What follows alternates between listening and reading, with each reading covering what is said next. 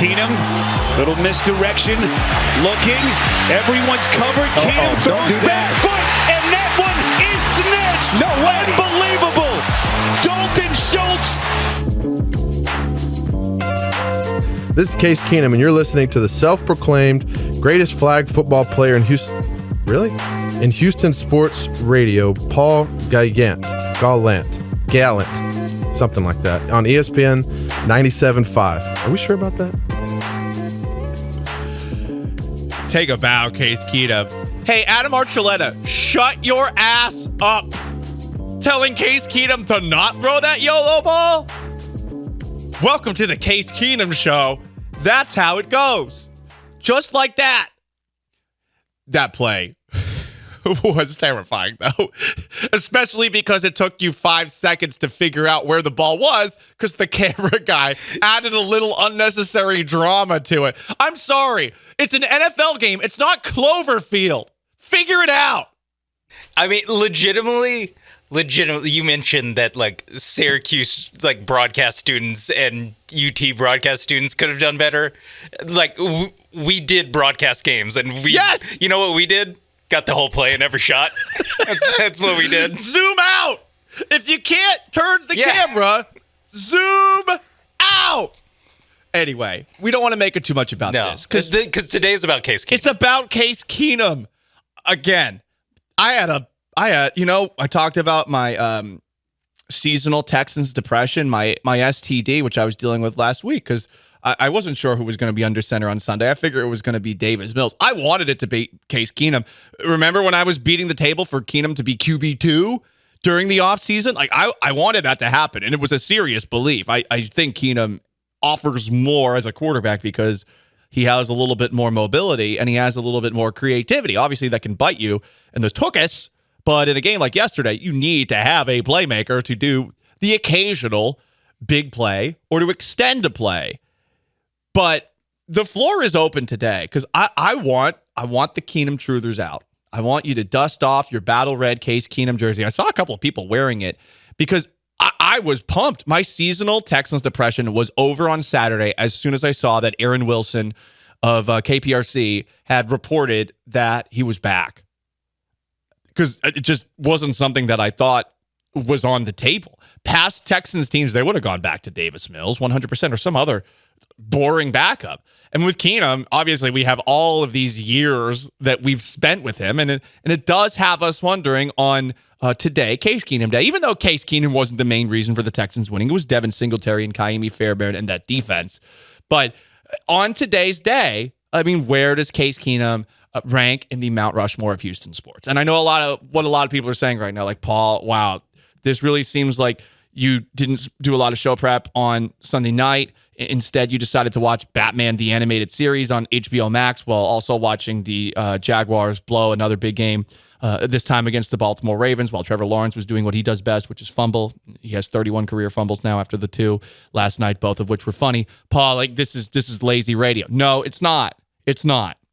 It is not, because Case Keenum's been a part of our lives since when he first went to Houston, which was in 1972.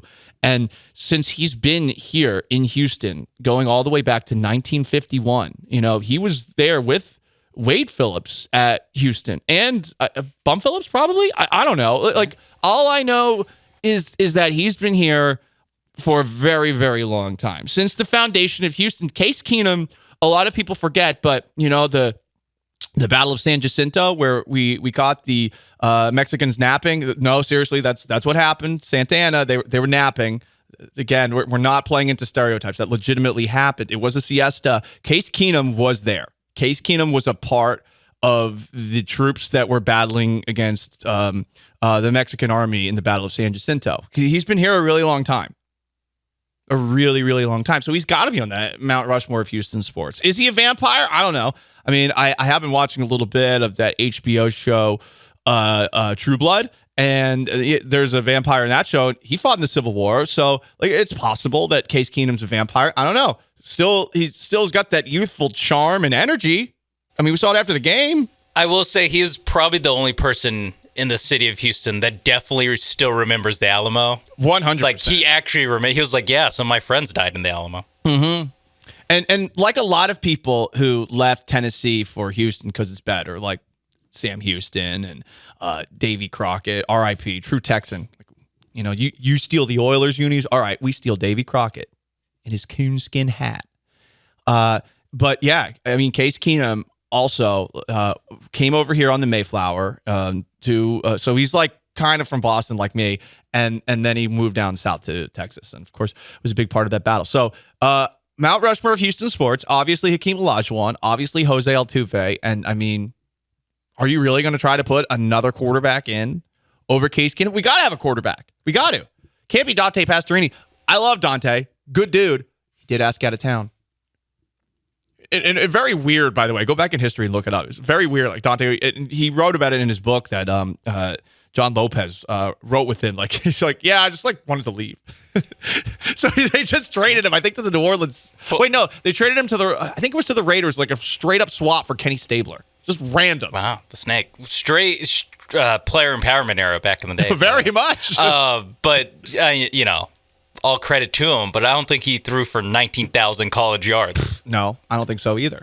Well, it's a different generation. You know, the rules are so favorable for For the offensive players these years. So. I mean, now Case Keenum played in 2008, so he played at U of H in 2008. Yeah, wasn't that favorable?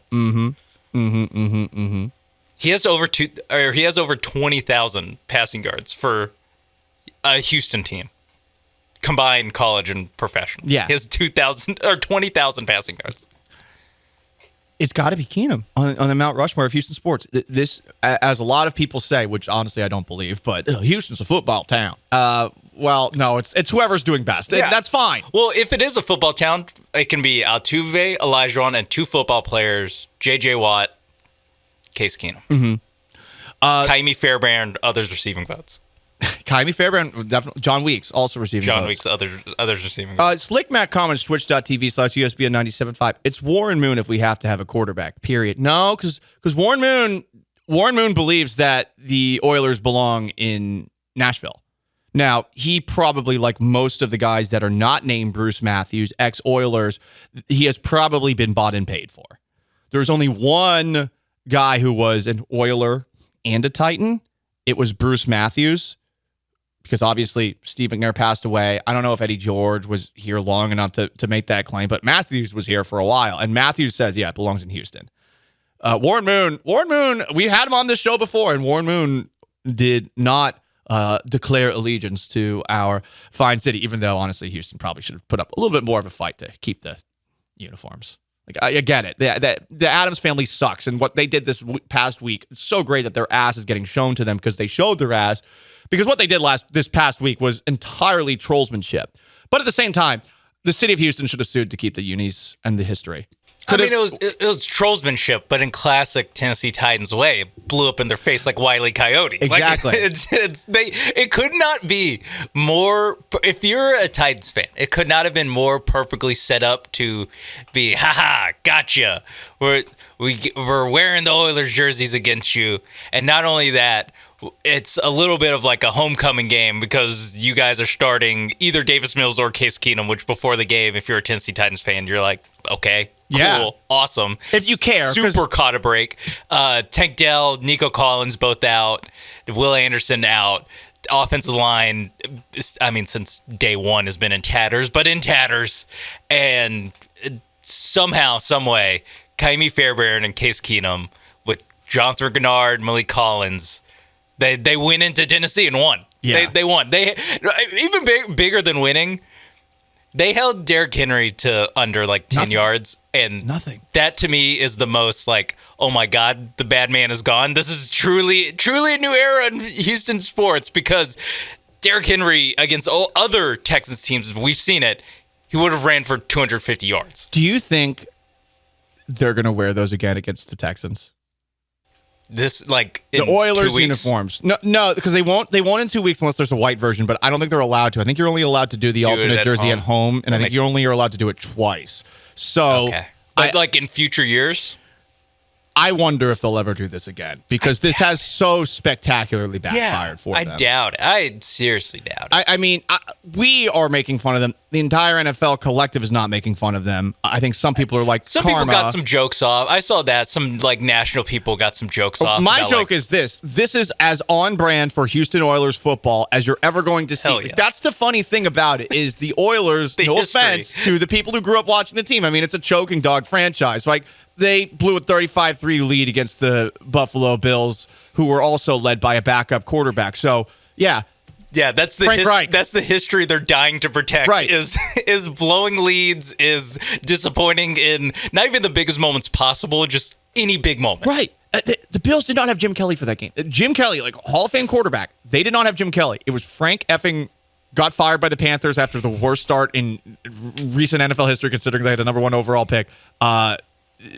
Canned, but Frank Reich did that. So it's very on brand for the Oilers to lose to a backup quarterback while wearing those uniforms and collapse because they were up 13-0. And that game did look like it was going to get out of hand after that pick six by Keenum. 13-0 lead to Case Keenum. Yeah. No offense, but come on, guys. Sheesh. Come on. Case Keenum throwing to Noah Brown is how they got eliminated. Someone's texting in, by the way, on the most interactive sports talk show in Houston. I do have to address this, Sean. Wasn't Paul Gallant hating on the Texans last week? Yeah, they lost to the Jets, guys. They lost to the Jets. Also, you see what happened to the Jets yesterday?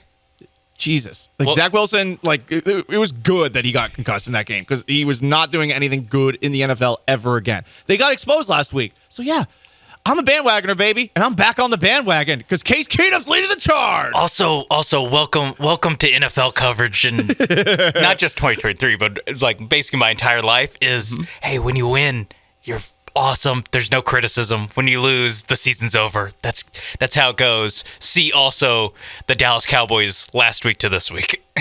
I got a question, Sean, too. We might have to change the studio. I swear to God, ESPN is just showing a Livy Dunn infomercial, and I feel like it's been going on a very long period of time. I'm not going to lie, I'm a little distracted. It's just Livy Dunn in yoga pants. All right. I swear. Let's go to break. It's the Paul Gallant Show.